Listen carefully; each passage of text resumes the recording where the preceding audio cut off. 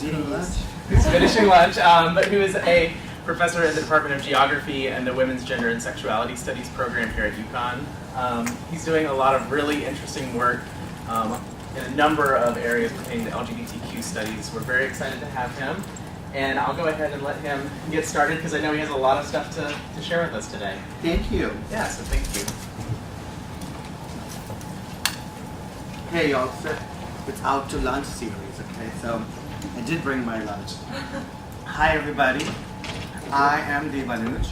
I'm Debanuj DasGupta,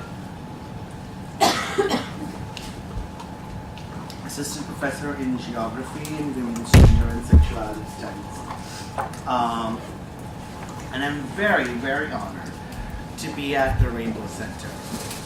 And I think I should say at the get-go that UCTV is here. They're filming the talk.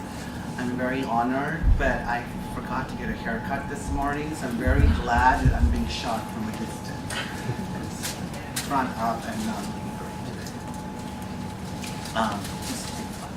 All right, so thank you for coming. My talk today is about the national security state and the precarious transgender asylum seeker. On the here in the beginning slide, the intro slide, should we dim the lights or can you all see them properly? Is it possible to dim the lights, Tim? I think we only have two options, which is this or this. Is that okay? This is okay with me, y'all. For people who are here for extra credits, are you taking notes? Can you see? Okay, cool. So, there's a lot happening around all of these topics today, right? I mean, I first want to acknowledge, like, how many of you know that we had a speaker on campus last evening who got arrested? Can somebody tell me what happened? Yeah? One of the students went up to take one of his papers from the desk, and she was going up the stairs, and he went up behind her and yanked her down by her book bag, and she fell down the steps, and he was wrestling her on the ground to get his computer back. Wow, and he got arrested. He did. Yeah. So we are, and anybody else was there? Anybody was in attendance, heard the speaker's content, wants to tell us what happened? So I begin this conversation by acknowledging that our campuses today are, I'm not going to talk about something that's disconnected with our college campuses, right? On our college campuses today, we see a lot of struggle around presenting multiple sides of the story, right? I'm going to present a story, and I'm going to talk about immigration, changes in immigration politics, changes in immigration law, specifically related to asylum and LGBT population. And I'm going to present different sides of a story. And increasingly, it's getting more difficult to present different sides of the truth on college campuses. But that is why you are here. That is why I am paid to teach you. Is my job is to help students think critically, anything and everything, right? Don't take my story for granted. But hopefully I will raise some questions today, right? So in the opening slide, we see Isa Noyola from the Transgender Law Center 2 years ago staging direct action. She's getting arrested. She's protesting the construction of a large facility, of a detention center in Santa Ana, which is a city in Southern California, about 100 miles from Disneyland. Is it Disneyland or Disney World? Which is Disneyland, but it's closer than that. Disneyland. Santa Ana's closer. We have a better geographer here, one of my colleagues. Thank you. So, Santa Ana is also, so I'll tell a lot about Santa Ana in this story.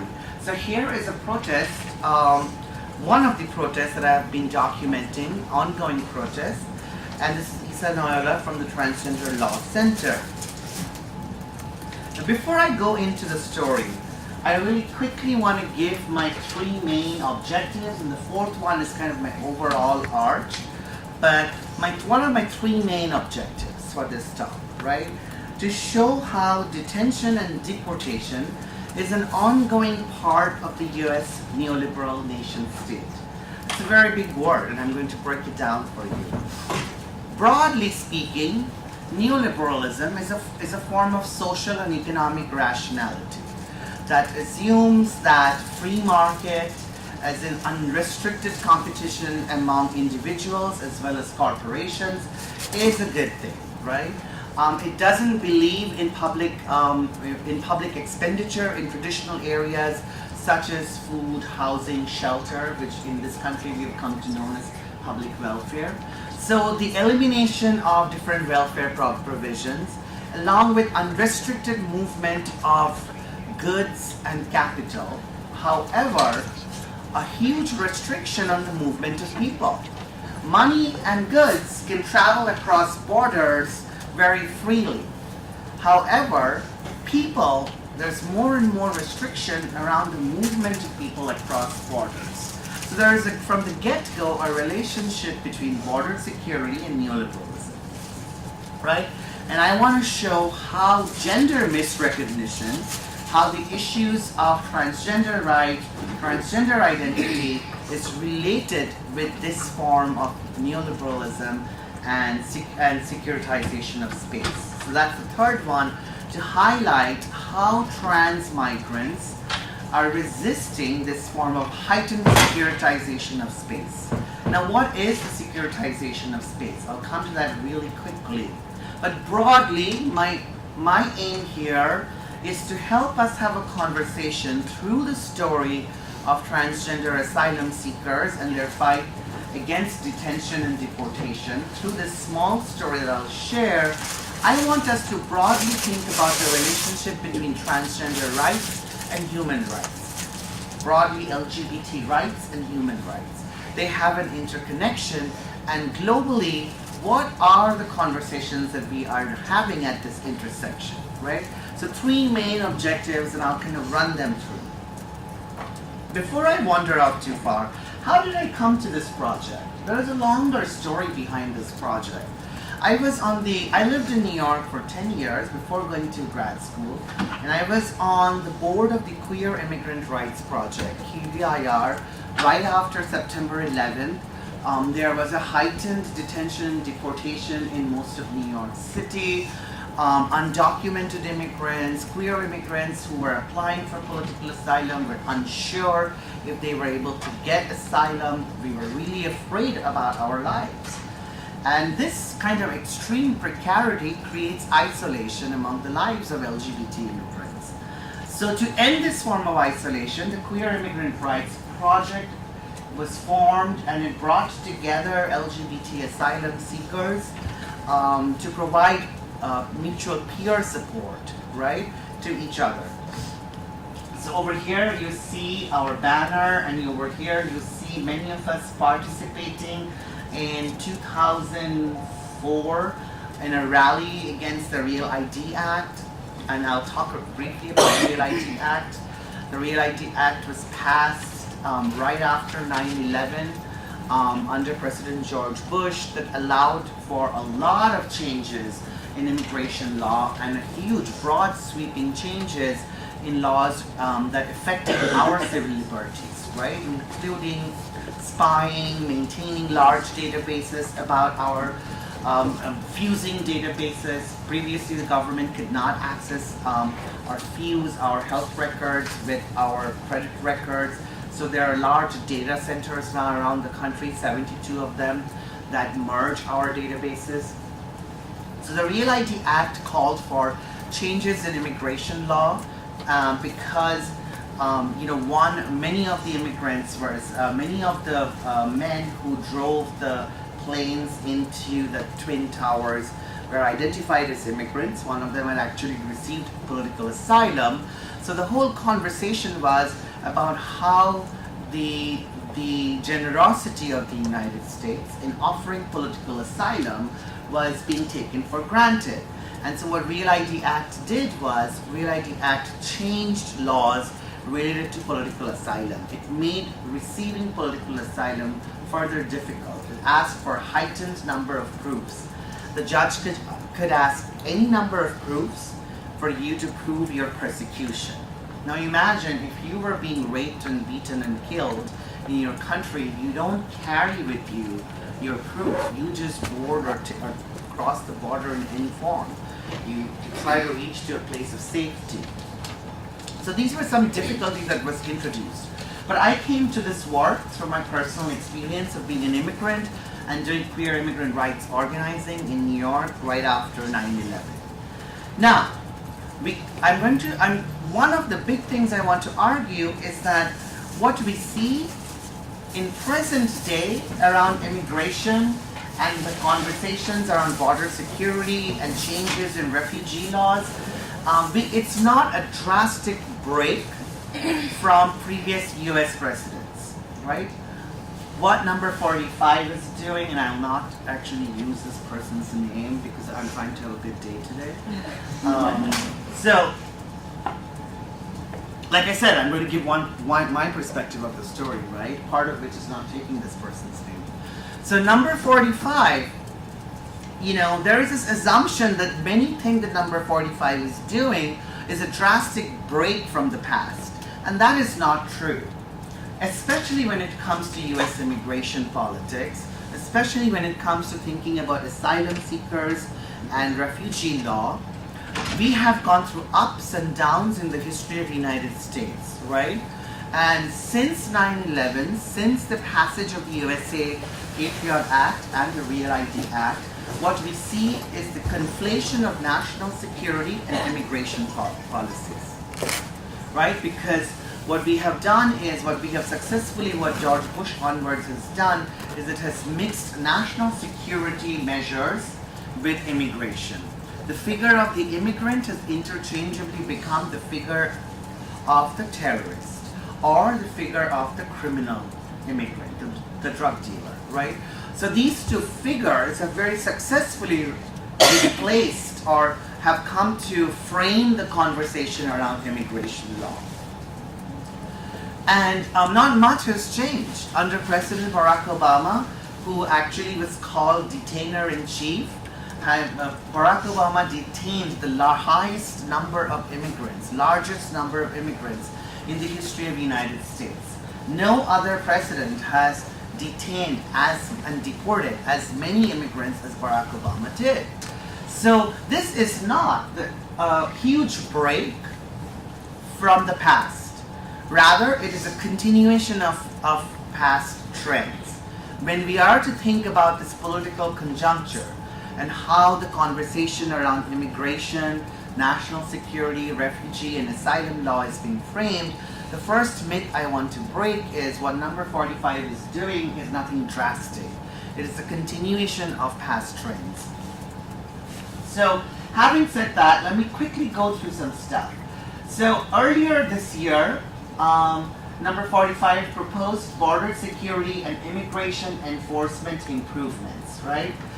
Which is broadly called border security enforcement, in which he called for a very large militarization of the border, part of his wanting to build a wall.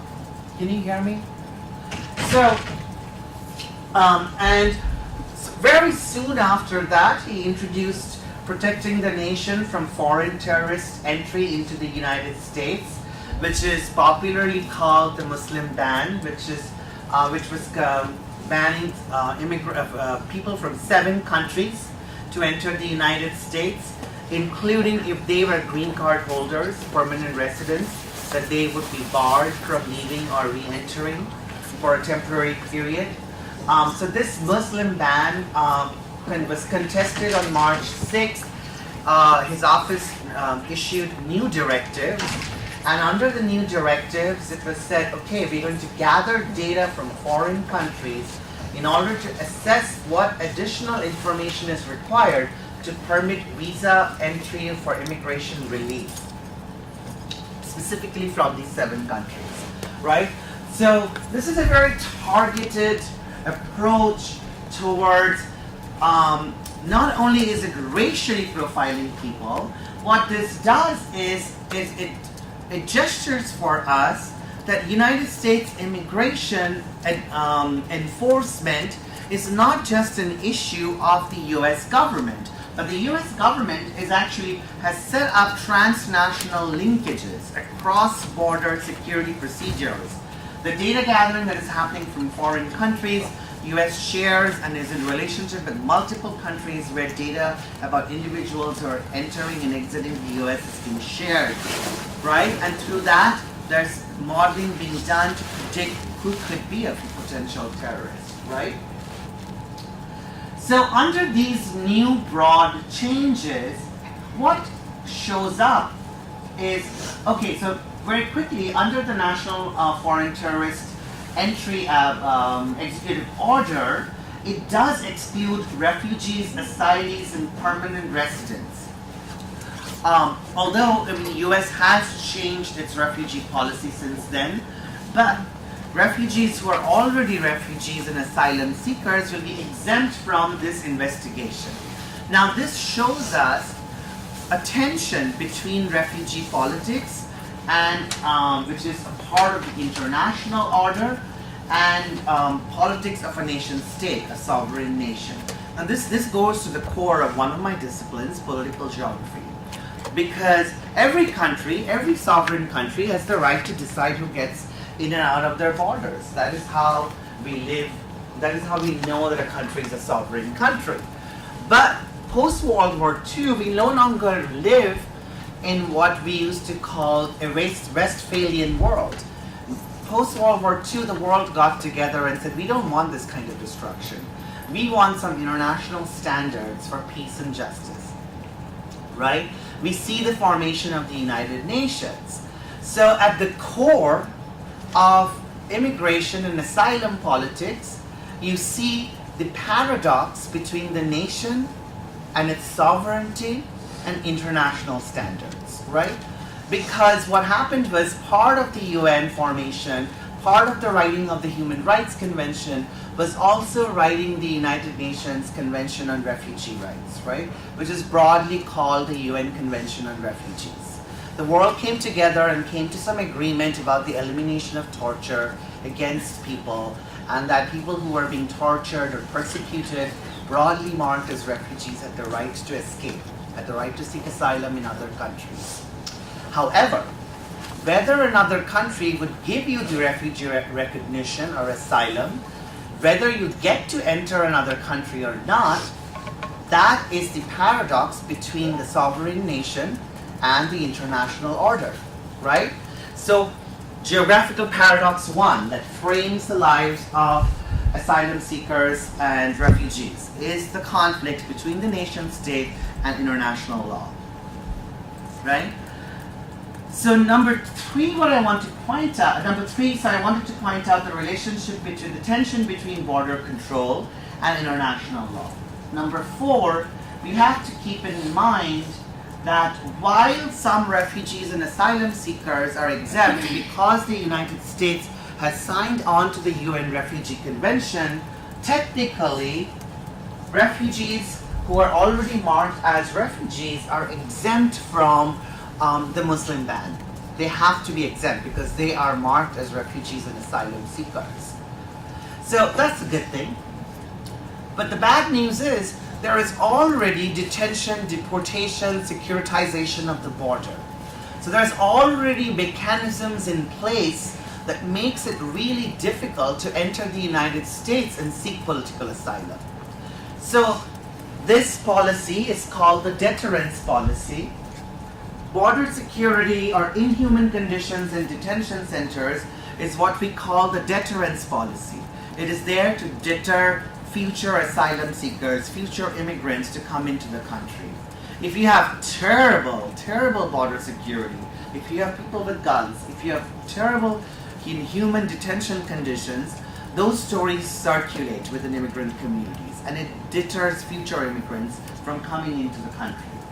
Number 2, I want to say up front, detention is related to the prison industrial complex because detention centers are largely run within either US prisons or by private corporations who build detention centers, and these are the same corporations who build jails.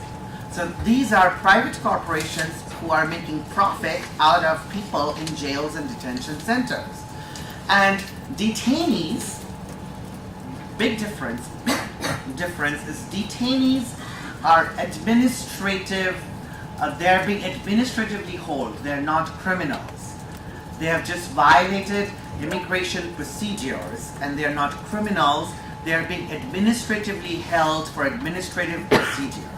However, in practice, when detainees are in detention centers, they are being treated same, if not worse, as criminals because they're considered as no man's land. They're considered as people without any rights, people without necessarily any passport.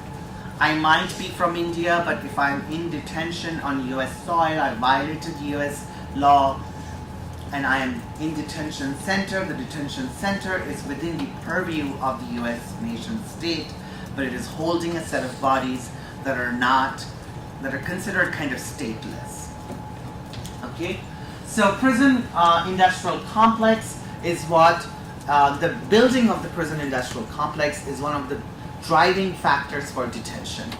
So these are some key things I wanted to point out, that border security, enforcement, and especially recent changes in refugee asylum and the 7-country ban relates to a broader tension between international law and sovereign law, national law that is. Number 2, that heightened deportation is related with deterring future immigrants and also is related to the profit of the prison industrial complex.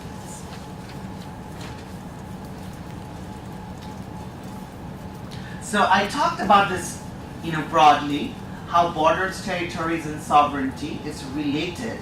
But let me just go here to point number 3. The Convention Against Torture and other cruel, inhuman, or degrading treatment or punishment, commonly known as the UN Convention Against Torture. This is a very important one because we are, at this point, post-World War II, we have also seen the genocide. We have seen the genocide of Jewish people. We have seen huge wars and the decimation of countries. So at this point, the world signs the convention, the UN Convention Against Torture, and in 1951, the UN Refugee Convention is signed. In 1968, some changes are made and it is called the UN Refugee Protocol, and the United States signs it in 1968. So the United States is a signatory to the UN Refugee Protocol, which is part of the Convention Against Torture that allows for any person who is seeking to escape pain or suffering, whether physical or mental, and that has been intentionally inflicted on a person for such purposes as obtaining from him or a third person information or a confession, punishing him for an act he or the third person has committed or is suspected to have been committed. So this is the definition of torture. The United States Citizenship and Information Service is not legally bound by this definition of torture. However, most cases are decided based upon accepted international statutes, proof of persecution. Country conditions are verified based on the United States State Department country reports and reports from international civil society organizations. One thing I get asked from a lot as a college professor now is letters about country conditions around LGBT rights, the respect of LGBT human rights in asylum claims from different organizations. So we are called country experts for certain areas of the world. So the US from the get-go then, the United States Citizenship and Information Services, do you see how I'm trying to create scale here, right? There's the United Nations, the scale of global governance, coming together and deciding on certain treaties and deciding upon respecting the rights of refugees and asylum seekers, respecting the right of people to seek freedom from torture. So this is a global standard. This global standard is taken up, but it's not completely applicable within the context of the United States borders. The United States is not accountable legally accountable to these standards. These are just standards, right? So one of the reasons I talk about the Real ID Act is the Real ID Act, which was passed in 2005 as a part of the war on terror. One of the biggest changes it did was it put the burden of proof on the asylum seeker. And the judge can ask for any number of proof, seek for corroboration of your torture. Now these can be technically in violation. Some of these procedures and interrogations from asylum seekers and judges can technically be in violation, or what is happening in detention centers, as we will see soon, that can be technically in violation of these international standards. But that is the paradox I've been like angling towards, is the lives of many refugees and asylum seekers, some of the stories I'm going to share, hangs in between nation states, right? Because the world came together and we can only create standards. We cannot create international law completely that we can hold these countries legally accountable to. Countries come together and decide upon international standards. There are procedures within international courts of justice, but it's a broader conversation. As far as immigration is concerned, it is a sovereign jurisdiction of a nation state. Okay, so that was kind of my broad first objective. I wanted to kind of give a framework around how we think about refugees and asylum seekers, how the relationship between international law and nation state frames these areas, right? Let's move towards some quick numbers about detention centers and detentions. So as of today, there are 30,040 beds, total beds in the country. Number of people detained each year is 441,000, and this is for 2013. And the cost per day, this is very important because the cost per day for holding an adult detainee is $124. This is actually roughly the double for holding a US criminal. So if a jail or a detention center is built specifically for holding detainees, they are making double the money than holding US criminals. So this is one of the reasons why many jails that are running on losses, we'll see as in the case of Santa Ana, wants to switch to having more detainees because you get more money from the federal government. So $124 per adult detention and $343 for family detention. The detention budget is $2.3 billion. Number of facilities is 209 around the country. Percentage operated by paid detention here by private companies is 62%. So 62% of detention centers are built and maintained by private corporations, right? Private corporations that are ostensibly cannot be held accountable to US government's laws. I mean, technically you can, but these are being privately maintained. And so for anybody to go in and to hold these corporations accountable to what is happening has to start a procedure with the US government, especially through ICE, the Immigration and Customs Enforcement. Number of deaths since 2003 in detention centers is 167, and this is grossly underreported. This is based on what detainees themselves report. Why trans detention? So here we have, I'm working with the Transgender Law Center, hashtag not one more free trans detainees. You're welcome to tweet or write our Facebook about today's talk. Please make sure you put hashtag not one more on it. So here are some quick numbers. Out of 500 detainees, every one detainee might identify as a trans person or a genderqueer person.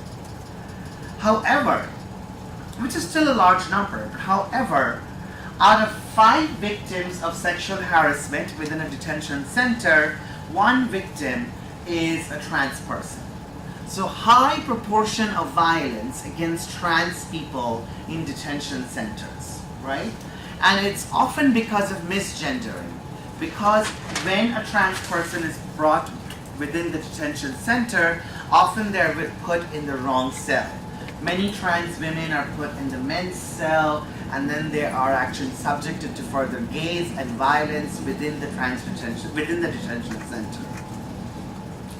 So let me move towards telling the specific story of Gutierrez and the movement in Santa Ana. Gutierrez, has anyone met her or heard about her? We should bring her to our campus. Gutierrez is a trans detention right activist from Mexico. Genesis crossed the borders. She was being persecuted for being trans, and she came here seeking access to health care, to trans-related health care, and freedom from torture. Genesis is working with Familia, which is Familia TQLM, which is Trans Queer Liberation Movement. It's a group of ex-detainees, women of color, trans female detainees who have come out of detention center and are doing organizing against detention. So this is an image of Genesis from summer 2015 protesting then President Barack Obama's Pride lunch.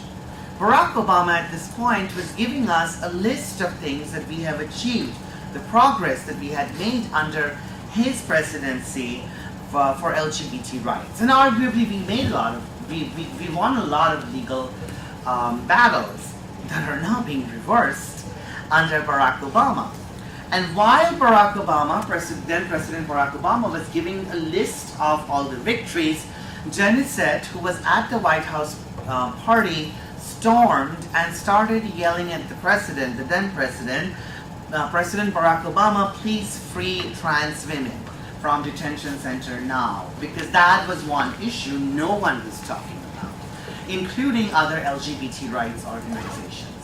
When Genesis was yelling at Barack Obama, she was finally pulled away by White House security, and other LGBT leaders who were in attendance at the reception asked her to hush down, and said things like, this is not the right place.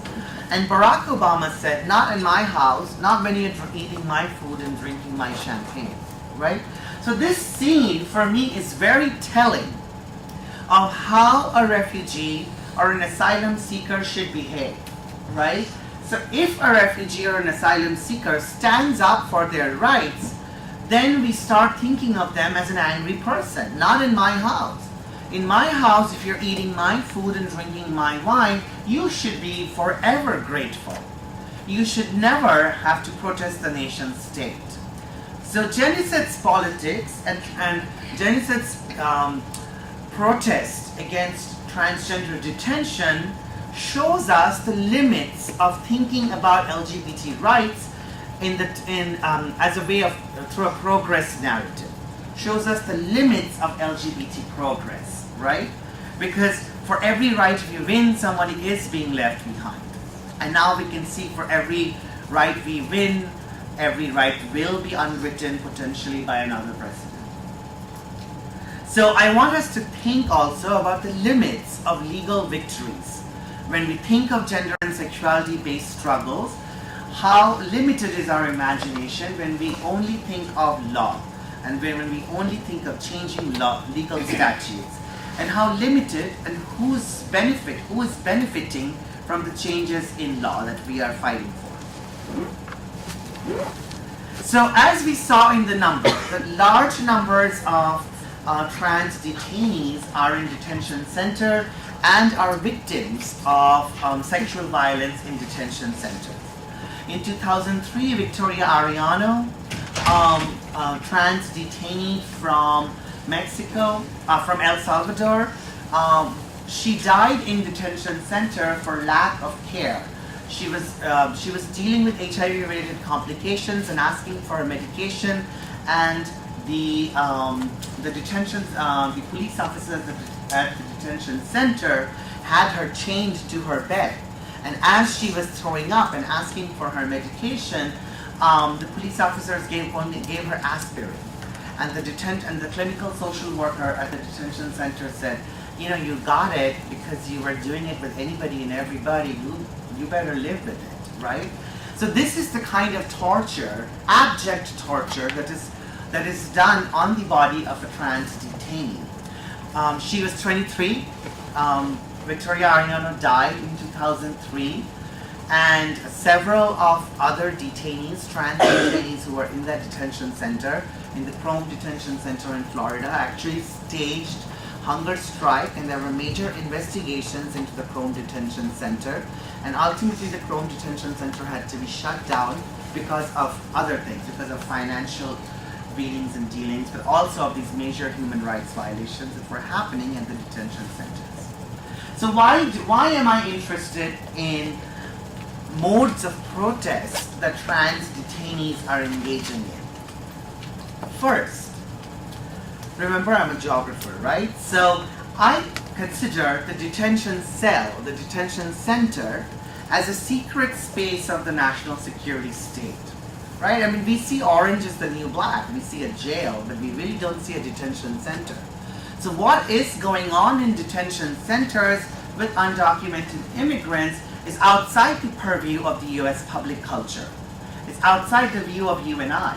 So I consider it to be a secret space of the national security state.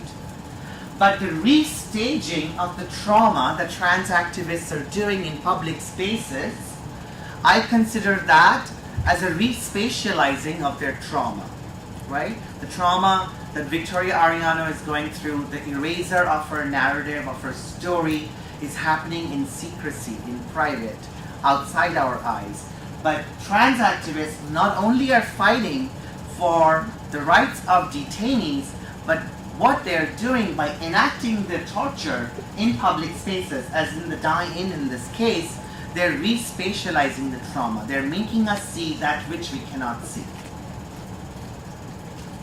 So I want us to see a quick flavor of this detention, of this direct action in front of the Santa Ana Detention Center.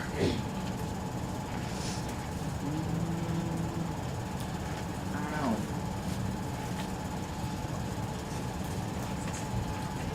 Why wouldn't it come up, Tim? I think it's just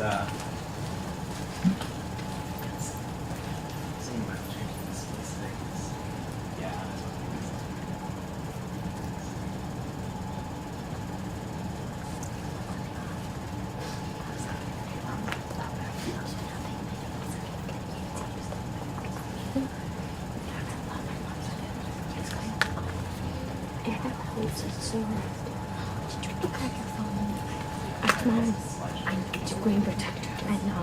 You can send it in and get a free one back. I'm pretty sure. If you couldn't get their app, I got it at Zoom. So we can get it like this. Yeah. I just gotta go. Yeah. But I know if this is protected,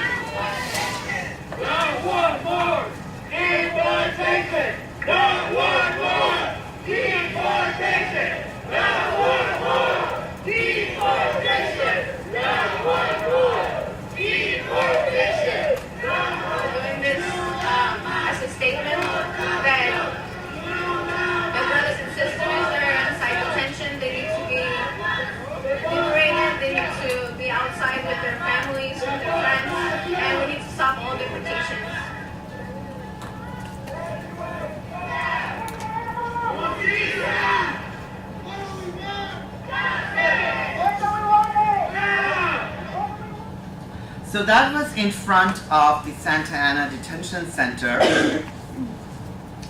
and we saw a little angle of it. So having seen a flavor of what many of these trans activists, that was a coalitional activism between Familia TQLM and the Trans Law Center, Transgender Law Center. Having seen that, let me shift a little bit to the story of Santa Ana. So it's the second most populous city in Orange County, California. You were right, Scott. It's only 40 miles south of downtown LA. Santa Ana City Jail running, so Santa Ana City Jail has been running at a loss. It's a considerable loss, we'll see that. And so the Immigration and Customs Enforcement revenue from holding detainees at the city jail, the city council identified that as a solution for the city budgetary crisis. Councilman Cavazos recommended that the council approve an amendment that would increase the detainees per bed from 200 to 300 because the jail was running at a $27 million debt, projected to run through 2024. However, the contract amendments, so there were already 200 detention beds at Santa Ana, but the amendment of making the beds from 200 to 300 would bring in $2.2 million extra income annually. So that would help significantly for the city to solve its budgetary crisis vis-a-vis its jail. So once again, a municipal level jail and a municipal level budgetary crisis gets related to a federal level immigration issue. So if you get federal detainees, you get more income at the local level, and it can potentially solve the budgetary crisis of the city, right? So the proposed expansion would have increased the number of detainees it can handle from 300 to 200, from 200 to 300. The case of Santa Ana is actually very interesting because not only were the number of beds being increased, Santa Ana jail was being billed as the most LGBT-friendly detention center in the country. So Santa Ana was going to have counseling for transgender detainees. They were going to paint the walls purple. It was going to be a friendly place for LGBT detainees. But how you were going to be considered transgender was based on counseling, your psychiatric evaluation. So that was quite nebulous. So not only was the city welcoming detention money, ICE was saying we're going to build one of the largest LGBT-friendly detention centers. So in May 2016, Santa Ana Jail had 182 ICE detainees, including 26 identifying as gay or bisexual, and there were 31 in the nation's first dedicated module for transgender people detained by ICE. So the Santa Ana Detention Center was billed as one of the nation's first trans-friendly detention centers and had the largest concentration of trans women in detention in Santa Ana. And they wanted to expand this model as a way of bringing in more money into the Santa Ana jail. So what does Genesis Gutierrez and Familia do? So here is Daniela Garcia, who is just finished high school. This is summer of graduating from high school, undocumented queer migrant, who is working with Jorge Gutierrez and Genesis Gutierrez. They've set up a camp and they were staging a hunger strike outside the Santa Ana Detention Center. Several of Familia's members and the Transgender Law Center was meeting constantly with the City Council of Santa Ana asking them to stop the expansion of the detention center. So one of the strategies they adopted was direct actions. Since 2014, they have been doing direct actions. We saw the direct action in 2015. This is summer of 2016 when they were doing hunger strike. Second was they collaborated with Human Rights Watch, HRW, who went into the Santa Ana Detention Center to write a report about the human rights abuses faced by trans women in detention centers. And the report said all transgender women in Santa Ana were subjected to strip search, sexual abuse, and denial of treatment. And that the provisions for LGBT-friendly Center for Trans-Friendly Counseling were very vague. So most of them could not even avail those services. So after doing lobbying and direct action for 2 years, in February 2016, the city acceded to the pressure and aborted the plan for the transgender module. They didn't want to build the larger Trans Detention Center. The city stopped the expansion of the detention center. A year later, February 23rd, 2017, ICE came and said, well, since you're not expanding this facility, we are running on a loss, so we're going to shut this detention center and we're going to take it somewhere else, right? Because a private contractor outbidded the city. So here is another area of competition that then is created between public corporations and city councils and city jails, right?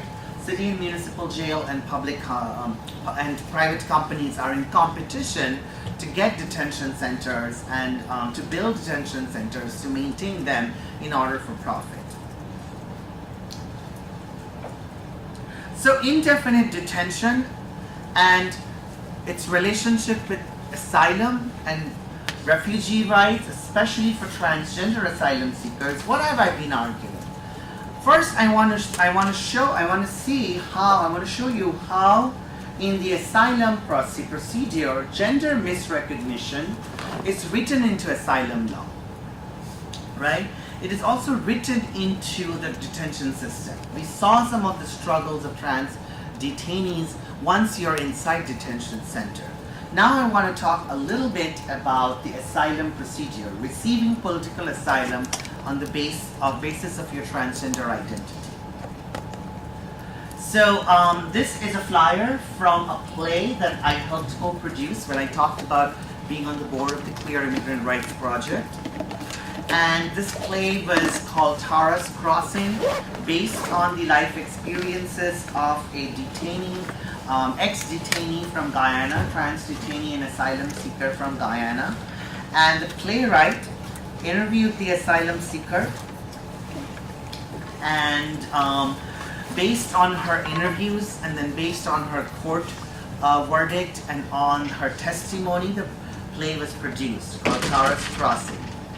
What the play shows us, again, is the secret cell of the detention center, right? I mean, this is a scene from the play. That's actually the director. He's acting as the lawyer for the detainee who comes to help the transgender detainee for her asylum claim. This is the main protagonist of the play, Tara, who was representative of the ex-detainee from Guyana. So the stage setting was created in a way to recreate the detention center. The recreation of the detention center was based on Jeffrey Solomon, the playwright's interactions with Tara, the detainee from Guyana. So her memory of the detention center, she actually drew it out during her interviews with Jeffrey. And those memories of the detention center led Jeffrey Solomon to make the stage for the detention center. So remember I talked about how coalitional queer activism is re-spatializing the secret cell of the national security state, the detention cell. This is the second way, a cultural production that is memorializing the detention cell, showing us what goes on in there. And how is the trans body being recreated? So Tara was a detainee. Tara was escaping gender persecution from Guyana. She loved wearing saris. She loved other men, and she was beaten and raped several times in her community. She comes to New York to stay with her grandmother temporarily, but she doesn't come directly. She first goes to Barbados, and then she couldn't find any job. She sat at a park crying, and she's narrating in many of her interviews to me. She sat at a park crying, thinking of going back to Guyana, when a woman came down and sat next to her and asked her, what is happening with you? And she tells her story, and she said, you know what, I have heard in America you can get asylum. So when you are going away, when you're taking the plane when it stops at Miami, get down and say you are going to ask for asylum. So that is what she did. On her way back from Barbados, the plane stopped in Miami. She got off the plane and she said, I am seeking political asylum. So part of what happened post Real ID Act is that anybody who is deemed as illegal and is seeking political asylum in the United States is actually put in detention while their case is going on. Right? So paradox 2, you're seeking freedom but you're in detention. So Tara is first put in the men's cell where she receives a lot of verbal violence and is gang raped.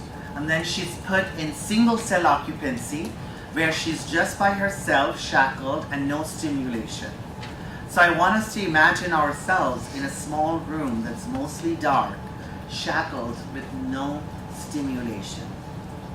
How human is that, right? So here is the body of a person who is seeking freedom in the United States, who is signatory to the UN Refugee Convention, and this is the treatment that she's meeting.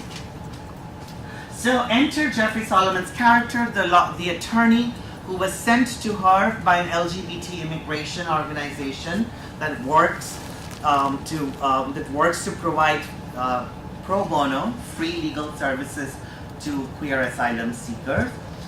And as Tara is recounting her story, as she's saying her story, because the largest part of an asylum claim is the story of the asylum seeker.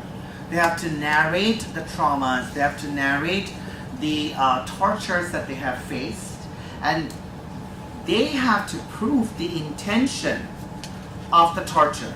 So the torture is not enough. You have to prove that you were being tortured because you were being perceived as transgender, right? So in her conversations with her lawyer, as her lawyer asks her, since when have you been gay? And she says, I'm not gay, I'm trans. I'm a woman trapped in a man's body. That's the actual word she uses. I'm a woman trapped in a man's body. And then the lawyer goes, oh, I don't think the judge will understand this, right? Let's just go with gay because there is anti-sodomy laws in Guyana. And let's go with that and we will frame your case around that. So Tara goes along because she really wants the political asylum, and she frames her case as a gay man seeking asylum. So here is the second paradox, right? I mean, she's seeking recognition as a trans person, but she has to frame her case as a gay man from Guyana because there is proven country conditions. There is anti-sodomy laws in Guyana, anti-buggery laws that we can use, the lawyer and people like us who write country expert reports can use to prove that there is persecution for gay and lesbian people in Guyana. So as she's narrating all of this, she's also keeping track of her gender transition. So they have stopped giving her hormones because it's not considered as regular medication. And she has no other way to access, to sort of, to keep track of her gender reassignment. What she does is, which is very creative, she keeps the butter knife at lunch or dinner, and in the reflection of the butter knife, she's trying to see her face. Is it, how feminine is she still looking? And I take a bit of the conversation, the dialogue between the detention officer and Tara, just to show the kind of policing and the extreme violence that trans bodies face because their gender cannot be recognized, cannot be read within the detention center. Just because your gender is illegible, it opens you up to so many forms of violence, right? So Ray, the detention officer, is saying, I'm going to have to write this up. What are you doing with this? Tara says, I'm using it as a mirror. Ray, a mirror? She says, Donaldson, I need my medicine. I don't even recognize myself any longer. Why they don't let me see the doctor? Ray, I gave them the request. Now you just have to wait. And they're not going to give you hormones. That's a luxury item. Tara, do you think it would be possible to get a mirror in my room? Ray, not in productive custody, but why? Because you could break it. I'm not going to kill myself. I'm not. So you can see how she has so restricted access to anything that she cannot even recognize her own self. Her right to the hormones, medical treatment, seeing a counselor, a social worker, any of that is denied. And most importantly, her interaction between the state is really regulated by Ray, by the officer Donaldson, who is making interpretation of asylum laws and procedures and detention procedures and ensuring what she can or cannot have access to. So what both these stories, the play as well as the activism in Santa Ana, what does it tell me? What am I trying to show you? I wanted to remember my third objective broadly was to show us the intersection between gender identity and human rights. What I'm arguing is that the sex-gender binary system, which refers to either male or female status, is assigned on the basis of genitalia and reproductive organs. Many of you might have heard this in your class. What we are born with, our genitalia, is sex. What we do with it is our gender, socialization. But the problem with that assumption is that we make the assumption that sex is only male-female and that it can be neatly mapped onto gender, or it can also be neatly mapped onto sexuality. Because there is only male-female, therefore a male who's attracted to a male is homosexual, a female who's attracted to a female is a lesbian. So follow me along here. Sex, gender, binary, where we assume sex is biological, gender is social, gives us only two options. And then those two options also frame our perceptions of sexuality, right? So the assignment of either male or female sex that is assumed to align with our gender presentations, such as being masculine or feminine. This sex-gender binary, we know by now in gender and sexuality studies, in sociology, in psychology, that this is untrue. That there is male, female, intersex, transgender, genderqueer. We are born with multiple sex-gender presentations. I mean, one of the basic things I teach in my class is the story of the egg and the sperm, right? Like the story of the egg and the sperm. If we look at if you look at how the story of how the sperm is represented in biological textbooks, you will see the sperm is talked about as heroic, productive, fighting, doing all these things, because it has to go through dark conditions of the ovum to reach the ovum and hit it and produce babies. So even the story of reproduction is written along sex and sex-gender binary and already assumes masculinity and femininity to our body parts. So the sex-gender binary, which is not true, but is assumed to be the scientific truth of human beings, is then mapped onto asylum procedures, right? Asylum and refugee procedures were being deliberated during the passage of the United Nations conventions relating to the status of refugees. Around that time, when the status of refugee convention was being signed, sex-based discrimination was deleted from that final document, since equality between the sexes was considered as a matter of national legislation. The inclusion of sex-based discrimination would create conflicts between the convention and state legislation. So you can see from the get-go how sex and gender-based inequality is being removed from the UN Refugee Convention, because the UN is already worried about incursing upon the powers of sovereign states. And they're considering as gender equality as a matter of national law and not of international law. However, when included, gender-based oppression is often considered through stereotypical sex roles, such as women wearing lipsticks from Muslim countries or sexual relations prior to marriage. Now, these ideas about how women who are not behaving, in a feminine way as per their culture should be given asylum also reiterates the sex gender binary. What it does is it tells women this is the traditional role and this is the deviation from it, right?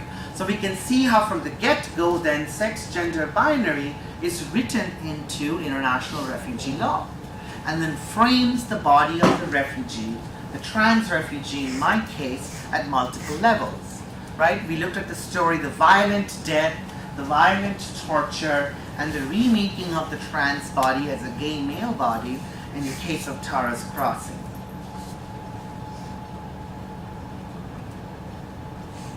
Okay, I'm almost done. So I said 3 objectives, right? I wanted to show you how national security and neoliberal state, the changes in immigration procedures and refugee laws is not a huge violent break from previous regimes. They're a continuation of previous immigration laws and procedures. Number 2, I wanted to show the stories of trans activism around detention center to talk about how the secret space of national security state creates torture upon the trans body, right? And I wanted to show how trans activists are actually making that secret space into a public space by reenacting their trauma in public spaces. Number 3 is I'm arguing how gender identity and human rights is interconnected, right? So we looked at how, really quickly, I just discussed how the sex gender binary is then written into the Refugee Convention and frames the body, makes the transgender asylum seeker illegible to law, right? I mean, in the case of Tara, she had to frame her case as a gay man from Guyana rather than a trans man in order for the judge to understand her case. And this is called being part of a particular social group. Asylum claims made by transgender and gender non-conforming people who are escaping persecution from their countries of origin are presently considered under membership in a particular social group, PSG. And to be considered within this particular social group, the claimant has to prove that the persecutor has committed torture on them because of their perceived membership. So it's not enough for me to just say I have been tortured. I have to prove my persecutor's intention also, right? And to produce the proof of the persecution. And there are certain applications of the human rights laws, such as the Yogyakarta Principles, which was signed in May 26, 2007, which applies the human rights laws to sexual identity and gender identity. Particularly our Principles 22 and 23 highlights the rights of persons to seek asylum from persecution based on sexual orientation or gender identity. Now, trans activists, in my argument, are generating these forms of these principles, these human rights laws and principles, which are broad and abstract, but at a local level. You know, they, like in the case of Santa Ana, Gutierrez and Familia was able to forge a connection with Human Rights Watch and get them to issue a report that the violations happening within the detention center is human rights violation. That a person being put in a single cell without any stimulation is a human rights violation, right? So these are strategic maneuvers that LGBT trans activists are making in order to make their trauma visible, but also to gain victories. Victories at both local and at international level. So with that, I'll stop and I'll take questions and answers. I think I've adequately bored you for the afternoon.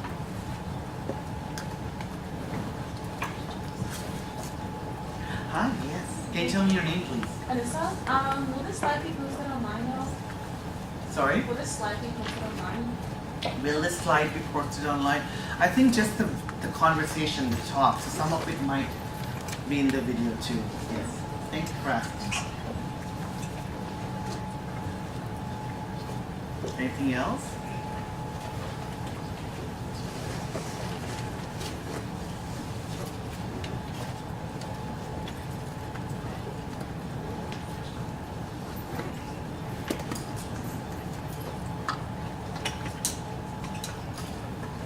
many of you are doing this for extra credits? Cool. What class? Gender and sexuality in everyday life. Oh, nice. Okay, any thoughts or questions? Have I successfully put you to sleep?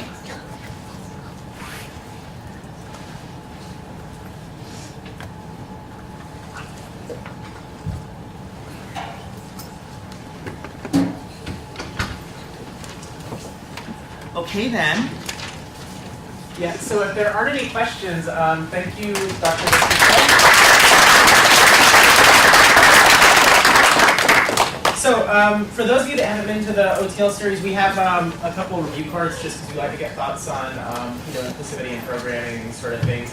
So if you have a moment, this is all smartphone friendly, but please don't take this card with you. There's a few of you have to run really quickly. A few copies at the front you can take.